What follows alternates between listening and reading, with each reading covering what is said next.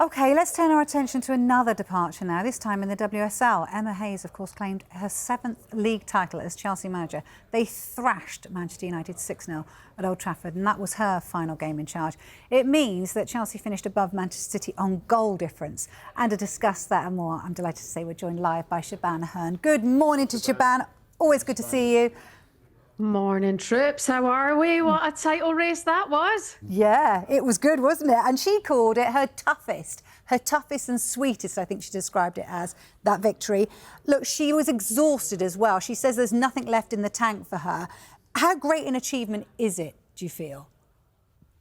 What a story, Vicky. I think just looking back at what happened over the last couple of weeks, you know, crashing out of the Champions League against Barcelona, her last appearance at Stamford Bridge, then just being so burnt out, losing Myra Ramirez, her striker, to injury, bearing in mind they've not had Sam Kerr, they've not had me official. It was tough for Chelsea. And then she gets beat by a brilliant Liverpool side who've been excellent this season, credit to them, and concedes the title to Gareth Taylor in Manchester City. The first time I think I've heard Emma Hayes just wanting to be okay with losing, you know. And then our players step up, make up 8-goal difference against Bristol, and then take it right down to the wire. But yesterday, they were absolutely outstanding. Emma Hayes has won 15 major trophies in her 13 years at Chelsea, but that one was certainly the best, especially when you look at the league, the teams around strengthening. They got the job done. Fair play to her, honestly, unbelievable stuff. Yeah, it is unbelievable. How do you reflect on her time, you know, and the impact on the WSL, do you feel, in the last few years? I think if you look at what she's won, I mean, it's similar conversations in a way to Jurgen Klopp. You know, she leaves such a marker on that club, how she's driven standards, how she spoke up on things that wouldn't usually be spoken about to the press, how she's had people listen and had people just sit up and take notice of the league and moving things forward. I think she leaves such an effect on that club and big boots to fill. Not only that, she's had such an impression on so many players. You know, what effect will that have when she leaves the club? I think that we will miss her in this league. I think it's good that she's going to America and it only broadens her horizons. And I think we'll see her back in the WSL at some point in years to come. But I think for now, we can certainly look and say she's the best manager that we've ever seen in this country for women's football. Shebahn, as well as Emma Hayes going, Fran Kirby's going, of course. How pleased were you to see her score a goal in her final appearance?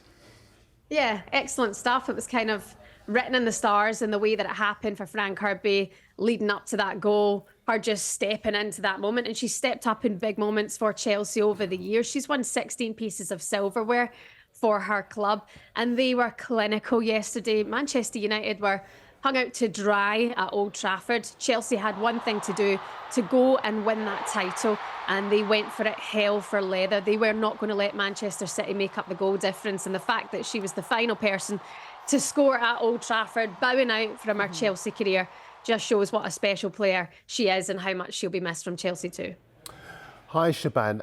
I totally agree with what you said about Emma Hayes. I think, yes, we've got the emergence of the women's game, but it's needed a straight talker, someone who's been prepared to address some of the tricky issues and maybe hit back at some of the people who would deride the women's game or maybe try to attack elements of the women's game. It's needed a champion, and she's very much been that, and I think we've got to recognise that.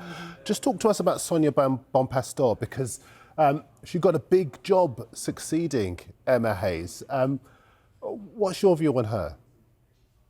I actually think she's the one for the job, Darren. The thing is about Emma Hayes, what you mentioned there, is that she is different. You know, she will not hang back when it comes to speaking her mind. And actually, for her last season at the club, I feel that she's rubbed people up the wrong way a number of times this season with her press conferences, remarks she's made, you know, certain things with behaviour, with Jonas Eidevall example. You know, some people could see it as letting herself down, but she's just got such character and personality, and she is a winner. Sonia Bonpastor, in terms of knowing the level of how she can connect with players, the way Emma Hayes does, how she can, you know, interact with the press, I think will be the thing that we're still waiting to see with Sonia Bonpastor, but she's a winner, Darren, as well. You know, she's won the Champions League as a player. She's won it as a manager. Lyon have just won their 17th title. She knows how to win, and also she can pull in big players to Chelsea too. So in terms of who will be available, I think it's Sonia Bonpastor for the job. It's not been confirmed yet, but I think they'll get the Champions League out the way. Lyon, of course, are in the final next weekend, next Saturday against Barcelona, and I think if they can win that, I think she's perfect. She's perfect for the role. Shebahn, what about Manchester City? Because they can be forgiven for thinking that they had this in the bag and then they lose on goal difference. How do they pick themselves up from this? I mean, for me, they were the winners, you know, in this competition. They've been brilliant this season. But what happened? They lost Bunny Shaw at a crucial time, business end of the season, where they just need to rely on goals. And she broke her foot. So absolute nightmare. It happens. That's football. But Man City have been excellent this season, all across the pitch. Credit to Gareth Taylor and the job that he's done. They're into the Champions League. I think they'll move forward with that. And I think they'll have a big window. I've got a feeling there's going to be a big announcement coming up for Manchester City. And I think it'll look good for them next season. But that's the beauty of the league. Now, Vicky, it's not just a two-horse race with Arsenal and Chelsea. We're seeing City up there. Manchester United haven't been at it this season. And Liverpool have crept into top four. So the league is just expanding. Big players coming in. And that's football. You know, City just dropped at the last hurdle and Chelsea got the job done. Big players coming in, big players going out. Viv Miedema, talk to us about that. Why did Arsenal let her go? That seems a strange one. I think that's the answer we're all looking for at the minute, Vicky. Interesting move from Arsenal. The thing is, Vivianne Miedema came on yesterday, first touch, scores a goal for Arsenal on her final day at Boreham Wood, final time in an Arsenal shirt. I believe she's hurt. I believe she's upset that they've let her go. You know, this is not what she would have wanted. She would have wanted to stay there. You know, 128 goals and something like 153 appearances for the club, 50 assists on top of that. The ACL injury was a nightmare for her. She had the setback and recovery too. But she came back yesterday and she looked brilliant. She looked like the Vivianne Miedema around about the COVID time when she was at the absolute peak. And they've let her go on a free.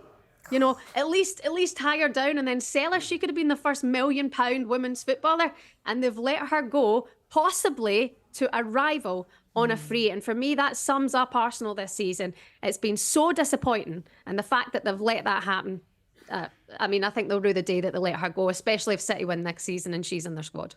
Yeah, wise words indeed. You've been epic for us this season. Thank you so much, Shebahn. We'll see you next season. Thank you for having me. Thank you so much. Take care, guys. All the best. Enjoy today. Cheers. Thank you.